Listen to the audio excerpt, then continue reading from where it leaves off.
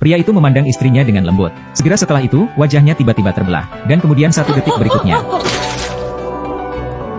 itu adalah dunia kekacauan. Manusia yang tak terhitung jumlahnya telah dihinggapi parasit. Wanita itu meninggal tanpa pemahaman. Mengapa suaminya, yang telah bersamanya begitu lama, telah membunuhnya? Sejak tangan kanan kecil yang baru mengambil alih, dia ingin berpisah dengannya. Tetapi setelah terakhir kali ia bertemu dengan seekor anjing parasit, saya telah berubah pikiran. Karena jika saya tidak memiliki Xiaorai, saya akan dengan mudah dibunuh oleh parasit. Tetapi ia juga mendapat manfaat lain. Misalnya, ketika ia bermain basket, ia seperti carry, dan ketika ia melemparkannya ke atas, itu adalah tembakan 3 poin yang terbuka. Hal ini membuat hati Murano berdebar-debar dengan kegembiraan. Ia tidak hanya memaafkan saat terakhir kali ia menyerang dadanya. Dia bahkan mengatakan bahwa kami bisa pergi ke barbecue pada akhir pekan. Shinichi sangat senang tentang hal itu. Tetapi anak-anak lain tidak kebal terhadap hal ini. Tapi Shinichi tidak melawan. Ia takut kalau ia mungkin telah melukainya secara tidak sengaja. Tetapi ia tidak mengharapkannya untuk melepaskannya. Akhirnya, Shinichi tidak tahan lagi. Ia meninjunya dan membuatnya terbang. Sejak invasi parasit, telah terjadi sejumlah besar pembunuhan yang mencekik di seluruh negeri. Shinichi tahu bahwa parasit itu terlibat. Koji mengatakan kepada Shinichi, jika parasit hidup pada anjing, ia akan makan. Jika parasit ada pada manusia, parasit akan memakan manusia. Shinichi terdiam setelah mendengar itu.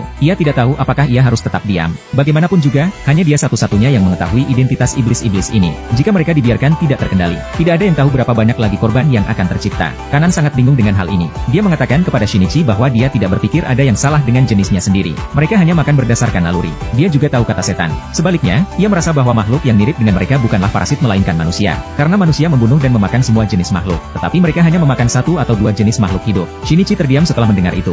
Dia tidak bisa menemukan alasan untuk tidak setuju. Hari itu, Raid merasakan kebaikannya lagi. Dia menyuruh Shinichi untuk pergi. Kalau tidak, mungkin akan berubah menjadi pembunuhan lain. Shinichi berbalik dan pergi. Tetapi ia berjalan sangat lambat dengan sengaja. Karena kali ini ia tidak ingin meninggalkannya sendirian. Ia berjalan ke sudut yang relatif terisolasi. Ia ingin bertemu dengan pria lain di sini. Tidak butuh waktu lama bagi pria lain untuk tiba seperti yang dijanjikan. Dia bisa langsung melihat bahwa otak Shinichi masih utuh. Tepat pada saat ia akan mengambil langkah maju, Kanan muncul dan memperingatkannya.